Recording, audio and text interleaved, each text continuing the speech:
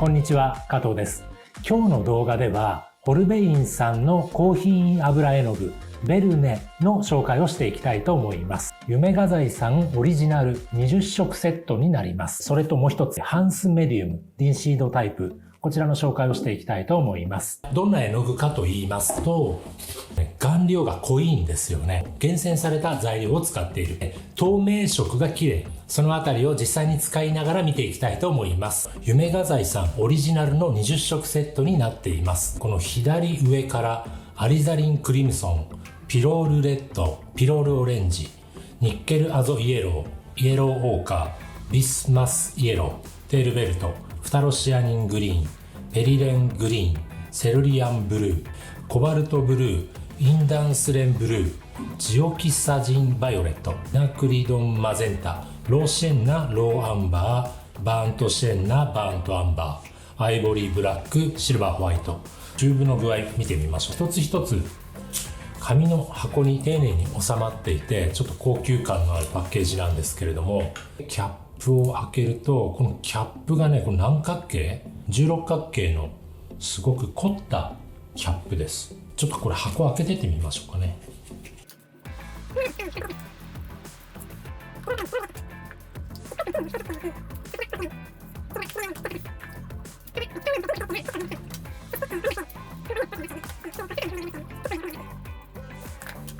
これ絵の具出しながらちょっと余談なんですが、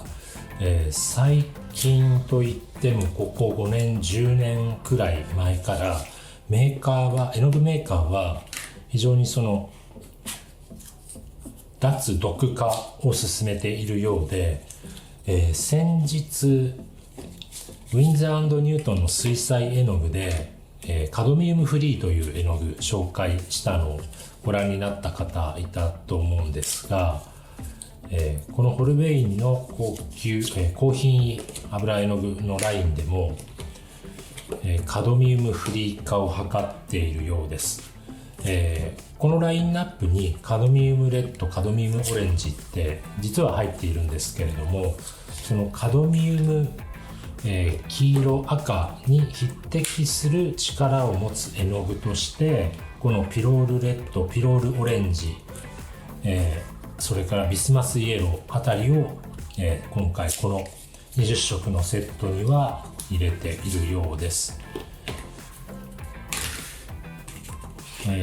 もちろん絵の具を使って絵を描く作者、絵描きもそうなんですけれども、絵の具を作っているメーカー、職人さんとか、そういった製造に関わる人たちもできるだけそのカドミウムとかコバルトとか、鉛の類、その金属系の害から守りましょうという、毒からなるべく脱却しましょうという流れが世界的にあって、そういった意味でこのラインナップでは比較的そのカドミウムが入っていない、カドミウム系の絵の具が含まれていないっていうのは、その世の中の流れに沿ったセレクトの気がします。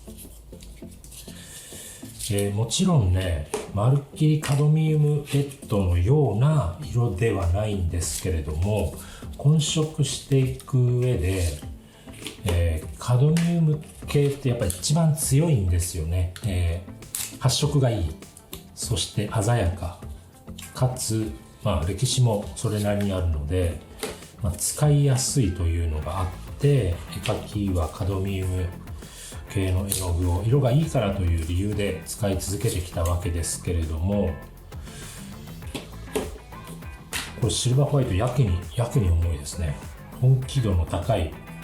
シルバーホワイト、鉛白で作られている。で、これはリンシードで練ってあるシルバーホワイトとここに明記されています。つまりリンシードを使っているので若干応変する可能性は捨てきれない。ただ、絵におけるそのリンシードの応変の具合っていうのを過度に気にする人いますけれども、絵に使われる絵の具色っていうのは他との色の響き合いでその発色が、見え方が決まってくるので、そんな単体の白の応変についてそこまで神経質になる必要ないかなというのが私の持論です。はい、全部剥き終わりました。パンスメリウム。これ一体どんなものかっていうと、内容は15アマニ油にダンマル樹脂でテレピンが入っていないというものです。つまり通常のリンシードだと暗いところに置いといた場合に若干応変する可能性があるんですね。で、それを加熱重合することによって応変しにくい、そして粘度が上がるスタンドオイルに天然樹脂であるダンマルを加えた、オーソドックスな処方のオイルなので、これ使う際にはベースになる完成油と樹脂が入っていますので、あとは揮発油で作者が自分の使いやすい濃度で薄めて、描く、そういった使い方になります。用意ができたので、ちょっとね色を出していきたいと思います。この並びの順でいきましょう。アリザリンクリムソンからこんな感じで、ここに記号が書いてあるんですけれども、縁だけの丸は透明色です。そしてこの次、ピロールレッド。これは半透明色の不透明より。この記号は半透明色の不透明より。次にこの真ん中に棒が入っているのは半透明色の、これは結構あれですね、オイルがドバッと出てきましたね。ピロールオレンジは半透明色の透明より。ニッケルアゾイエローは透明色。イエローオーカーは透明よりの半透明色。ビスマスイエローは不透明色。この黒丸は不透明色です。これは不透明色。テールベルトはここでは透明色ですね。専門家用油絵の具、この高品位油絵の具の下のランクのテールベルトだと半透明色扱いだったりするんですが、同じテールベルトという名前でもこのベルネでは透明色の扱いになっています。フリレングリーンは透明よりの半透明色。セルリアンブルーは不透明色。この辺、名前が同じでも、このラインナップ、シリーズによって、ベルネシリーズではということで、通常の、専門家用油絵の具とはちょっと表記が違う場面があるかと思います。コバルトブルーは不透明よりの半透明色。インダンスレンブルーは透明色。で、これチューブから出すときに気づくのは、相当な固めりというか、きっちり絵の具がチューブに詰まっている感じで、このピロールオレンジはオイルが出てきましたけど、それ以外の絵の具はしっかりした練りで、絵の具しっかり練ってある感じで、チューブの先までというか奥まで、きっちり絵の具が詰まっている印象を受けます。はい、ローシェンナのみ、ここの褐色系では、ローシェンナのみ透明よりの半透明色っていう扱いになっています。ローアンバーからは、不透明よりの半透明色と。今、あえて少しずつ盛り上げながら絵の具をチューブから出しているんですけれども、このチューブから出しただけの絵の具がどのくらいの時間で乾くのかっていうのも、今回のこの読み本で分かるようにしたいなと思っているので、カタログ表記の何日で乾くっていうのと、実際に自分で使ってみた時の何日くらい乾くのに期間がかかったかっていうのと検証してみたいと思います。最後、シルバーホワイトが不透明よりの半透明色。塗り伸ばしていってみます。アリザリンクリムソン、代表的な透明色です。ホワイトを混ぜた時の色の感じを見ていきたいと思います。シルバーホワイトとの混色でどうなるのか。はい、こんな感じです。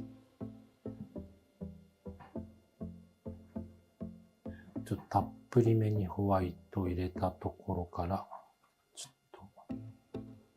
では次にピロールレッドですね。濃いところから薄くこすりつけるとこんな感じ。どちらかというとやっぱり不透明色よりの半透明なんですけど、ホワイト入れるとどうでしょうね。結構この着色力というかホワイトを食ってしまう力結構強めです。はい、こんな感じ。今回このセットの中にはカドミウム系の絵の具が入っていなくて、おそらくこのカドミウムの代わりにピロールレッド、ピロールオレンジ、そしてビスマスイエローをセレクトしてるようなんですけれども、最近この脱カドミウム化というか、カドミウムフリー化が進んでいて、絵の具業界で、それで今回のこの夢画材さんオリジナルセットでは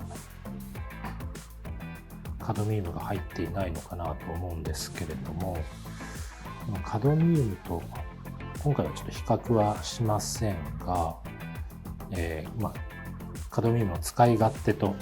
比較してみて、ピロール系の絵の具はやっぱ発色が良くて、今回このピロールオレンジは透明寄りの不透明色ってなってますけれども、結構このホワイトと混色した時の、着色力というかホワイトを食う力は強い方だと思います。カドミウムと同等とは言わないですけれども、負けないくらいに強い絵の具だなという印象を受けます。で、次にこのニッケルアゾイエロー。これ結構ね、チューブから出した状態だと、この茶色というか、黄土色みたいな感じに見えますけれども、こうやって伸ばした時の黄色具合、この染まった感じが、結構オーレオリンの、現代版っていう印象を受けます。で、ホワイトをちょっとね、つけていきましょう。混ざっちゃいますけれども、ちょっとくらいいいでしょう。はい、こんな感じで。ホワイトを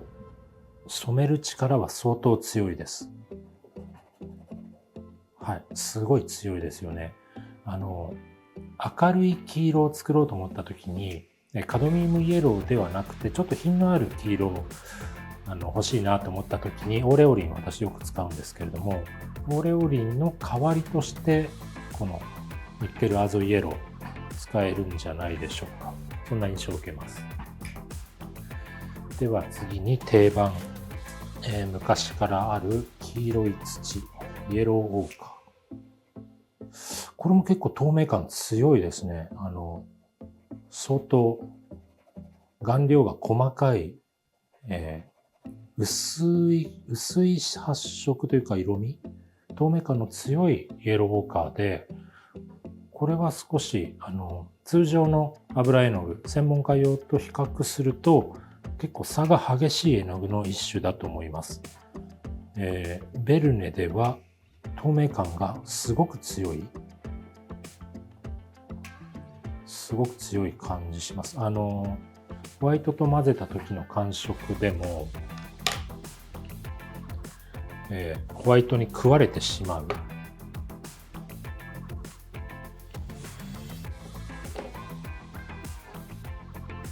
そうですね、ホワイト、シルバーホワイトって比較的半透明ってチタニウムホワイトに比べると弱い絵の具なので、絵の具を混色する際に加減がしやすいホワイトだなと感じてるんですけれども、このベルネのイエローオーカーに関して言うと、いつもの使い勝手、使い心地でイエローオーカーを使おうとするとホワイトに食われすぎちゃう感じです。食われるというのは負けちゃうというか、侵食される、そんなイメージで言葉使ってますけども、食われちゃう感じですね。はい、では次にビスマスイエロー。これはその新しいカドミウムに匹敵する黄色としてすごい私も注目している黄色なんですけれども、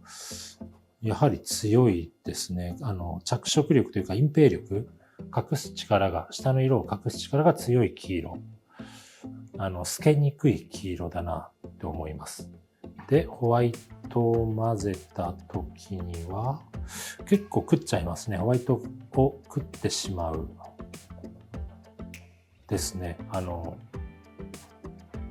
ホワイトに相当勝ちすぎる黄色です。テールベルトもこれ、イエローウォーカーと一緒で透明感の強い絵の具。これはベルネの特徴だと思います。ここまで透明感の強いテールベルトは他の絵の具ではあんまりないんじゃないかな。ちょっと、はい、そうですね。こんな感じで薄めていった時に、ここまで透ける感じのテールベルトって今まであんまり経験したことがないですね。ホワイト入れると、やっぱり結構弱いっていうか、淡いニュアンスを出すのには適している感じがします。ホワイトと混ぜた時に、テールベルト特有の緑土って言われる、緑色の土なんですけれども、そのニュアンスを感じさせる、ほんのりグリーンがかった色味、なんとなくこう感じさせる程度の使い勝手になってます。はい、次は結構透明色の中では、代表的なフタロシアニン、グリーン。こいつは結構染める力が強いので、もうどんな色と混ぜても、この緑の力は、全然負けないですね。はい。負けないグリーンです。ちょっとこれ、入れた後で後悔するグリーン、なんていうのかな。そんなつもりはなかったっていうくらい、シルバーホワイトの場合だと、シルバーホワイト食っちゃうので、染める力が強い。フタロシアニン系はやっぱり染料っていうか染める力が強い色なので、これはあんまりいっぱい使わないのがコツかなと思います。控えめな、ほんのちょっとで効果というか、そうですね、影響力が強い。ではこのペリレングリーン、もうほぼ黒に近い感じの、グリーンがかった黒という感じの色です。これもホワイト混ぜてみましょう。さあどうかな。これも結構使いやすそうですね。絵の具的には使いやすそう。コントロールがしやすい絵の具の感じを受けます。シルバーホワイトとの相性も良さそうですね。はい、どう言ったらいいんでしょう。ホワイトと混色した時のどっちが勝つか負けるかの力がだいたい同等くらいだと混色のコントロールがしやすいなと感じるんですけれども、そういったどっちが勝ちすぎない、負けすぎない感じの、比較的安定した、グリーンがかったグレーを作るときには重宝しそうな絵の具です。そして私の大好きなセルリアンブルーはどうでしょう。はい、安定のセルリアンブルー、品のある空色、こんな色ですけれども、はい、ホワイトを入れたらどうでしょうね。これも普通に使いやすい混色具合ですね。ちょうどいい加減の色だと思います。メーカーによって若干このね、セルリアンブルーって黄色みが強かったり、青みが強かったりっていう印象を受けるんですけれども、フラットな、どちらともつかない、セルリアンブルー、空色に近い色かなと思います。さあ、次はコバルトブルー。ザ・青っていう感じの色に見えてると思うんですけれども、はい、これを薄めていくとこんな感じ。ウルトラマリンと比較すると、ウルトラマリンの方が若干赤みが強い印象。赤みが強い青っていう言い方もちょっと聞き慣れない人はって思うかもしれませんが、不透明寄りの、半透明色、青色。代表色ですね、コバルトブルー。今回のこのセレクトの中では、一番値段的には高い色になっています。コバルトブルー、セルリアンブルーあたりが、この中では高価な絵の具ですかね。はい、混色の具合、ホワイト混ぜた時の加減は、はい、フラットな感じ。フラットっていうのは、どっちが勝ちすぎる、負けすぎるっていうことのない、混色具合ですね。はい、次にインダンスレンブルー。これは私名前は初めてで、どんな感じなのかちょっとよくわからないので、プルシアンブルーの緑色を抜いたような色。言葉で言うと、プルシアンブルーの、緑みを少し抜いたような色っていう感じです。インディゴを少し青みを強くしたような色味に感じられます。で、ホワイトを混ぜてみましょう。若干緑がかった印象。コバルトブルーに比べると若干緑がかった印象を受けますけれども、そこまでプルシアンブルーほど緑がかった感じはしないです。インダンスレンブルー。これも比較的使いやすい透明色かなと思います。絵を、風景なんか描く上で使いやすそうです。で、次にジオキサジンバイオレット。バイオレット、紫色の青寄りのバイオレットですね。はい、これも透明寄りの不透明色。ちょっとこすってみると、こういう感じの紫。ホワイトを入れてみましょう。食っちゃうのか食われるのか。結構、食っちゃう感じですね。強いですね。どんどんホワイトを足していっても負けないというか、ホワイトを食っちゃう感じで、これもあんまり量いっぱい入れると、紫色に染まってしまうような、そういう印象を受けます。入れすぎないのがポイントかな。では次にキナクリドンマゼンタ。最近出た、マゼンタっていう絵の具は、前はあまり油絵の具ではなかったんですよね。印刷に使うインクでは代表的なんですけれども、最近はこの手のインクに準ずる絵の具が、顔料が出てきたおかげで、色の三原色にのっとった混色が結構計画的にできるようになってきた印象を受けます。はい、やっぱり、絵の具の顔料として強い印象を受けます。顔料が強いっていうのは、着色力が強い。はい、彩度も高くて、ホワイトと混ぜても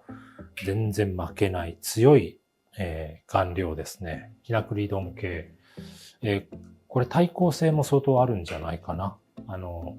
時間が経った時に退色するっていう度合いが弱い印象を受けます。はい。では、伝統的な土系絵の具、ローシエンナ。シエナ地方の生のシェンナですね。ローっていうのは生っていう。はい。結構透明感が強いですね。やっぱりね。ゼルと、やっぱり落ち着いた感じで。安心感がありますね。安定感があるというか。昔ながらの土系の絵の具っていうのは、やっぱり派手すぎない、コントロールがしやすい、控えめな、ホワイトを混ぜた時でも、控えめな効果が出る感じで、このイエローオーカーに比べると、でも、元々の色が濃いせいか、発色が強いですけれども、イエローオーカーの透明感と比較しても、そんなに変わらないかな、透明感に関しては。結構透明感の強い不透明色になります。はい、では次に、ローアンバー。アンバーっていうのはこれ、琥珀のアンバーじゃなくて、アンバー地方っていうんですかね。そういう土地の土みたいです。結構これでも濃いですね。ローアンバー、ホルベインのローアンバー、これ結構濃いめです。色が黒っぽい。で、隠す力結構強い。はい、ホワイトと混色するとこんな感じ。結構あったかみのあるグレーができる、そういった印象です。そうですね。やっぱり透明感の強い、不透明色、不透明感の強い不透明色、比較したときにこれだけの差が出ます。やっぱり暗く、結果的に暗い感じの、ホワイトと混色したときに暗い感じになります。で、次にバーントシェンナは、どうでしょう。茶色っていうとこの色を思い浮かべる人多いと思うんですけど、結構赤みが強いですね。このバーントシェンの赤みが強くて、はい、こすりつけるとこんな感じ。ホワイトと混色すると、はい、こんな感じです。はい、これもコントロールしやすい中間色ができます。ホワイトと同等くらいの力を持っている。食われすぎない、食いすぎない感じです。バーントっていうのは、ローアンバーを焼くというのは熱を加えて、フライパンで煎るとね、色が濃くなる。バーントシェンナ、バーントアンバーっていうのは、その木のシェンナもしくはアンバーを焼くと、こういう色に変化しますよという、アンバーのバリエーションになります。ホワイトを混ぜると、こんな感じ。アイボリーブラックは、これ不透明色ってなっています。ブラック。はい、薄めても黒いまま。結構強い黒ですけど、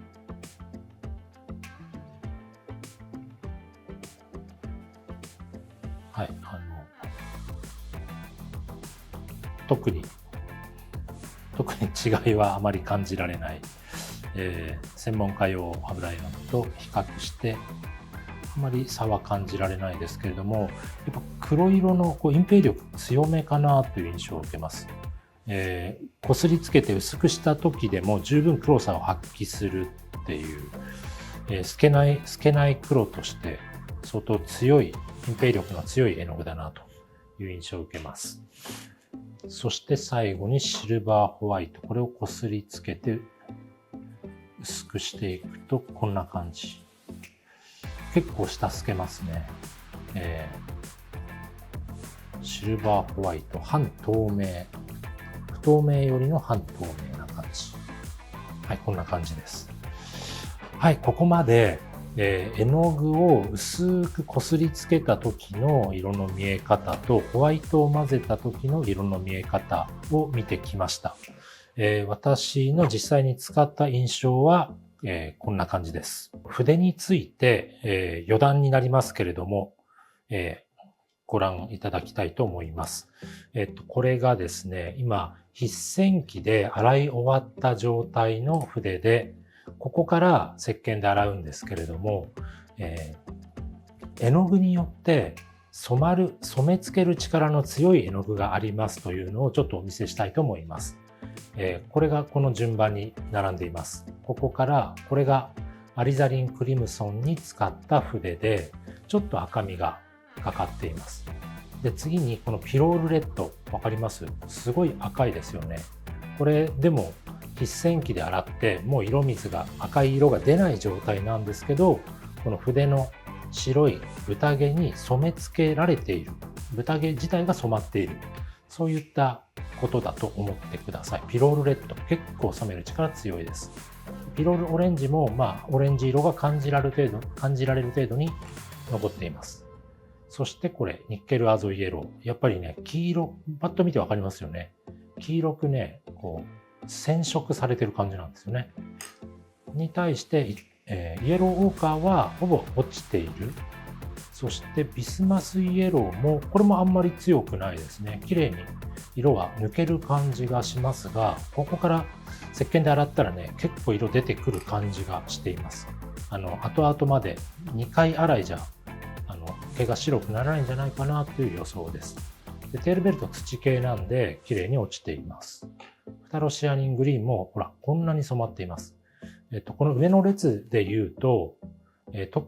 際立っているのがピロールレッドとフタロシアニングリーンがこの染める力が異様に強い。他に比べてちょっと別格ですね。ペリレングリーンは染まってるんだけどちょっと弱い。フタロシアニングリーンほどではない。で、セルリアンブルーも大体落ちて取れています。で、下の段来まして、これがコバルトブルー。少し残っています。インダンスレンブルー。これもちょっと残ってるけども大体落ちています。に対してジオキサジンバイオレットは相当紫色で染まっています。下の列ではこのジオキサジンバイオレットとキナクリドンマゼンタ、この辺りがその染める力の強い絵の具だなと、他とちょっと一線を画す染める力の強さです。で、土系、ローシェンナ、ローアンバー、この辺は普通ですね。で、バントシェンナが思ったよりも茶色が残っている。これ色水出ないんですよ。筆洗機で洗っても色水拭き取った時に出ないんですが、こんな風に染まっている。今回この土系の中ではバントシェンナが一番染める力が強いなという感じです。そしてこれ、アイボリーブラック。これ筆のせいかもしれないです。この筆の豚毛の品質で染まりやすい、染まりにくいがちょっとあるんじゃないかなという気がね、ここまで来てちょっとしてきました。染料系が特に染める力が強いっていうのをお見せしたかったのでちょっと取りました。今回の例で言うとキナクリドンマゼンタ、ジオキサジンバイオレットで、上に行ってピロールレッドとフタロシアニングリーン、この辺がちょっと顕著に染める力が強かったという結果です。さて、いかがだったでしょうか。今回使用した高品位油絵の具、ホルベインさんのベルネですけれども、やはり透明色が美しい、薄く使った時の発色の良さが特徴的だなと思いました。通常の専門家用油絵の具ももちろんいいんですけれども、最後の、仕上げの段階でちょっとここは黄色を使いたい、ちょっといい絵の具を使いたいっていう場面には最適なのではないでしょうか。というわけで今回は夢画材さんオリジナルホルベインのベルネ20色セットをご紹介しました。下の概要欄に詳細を貼っておきますので、気になった方はチェックしてみてください。それではまた次の動画でお会いしましょう。さよなら。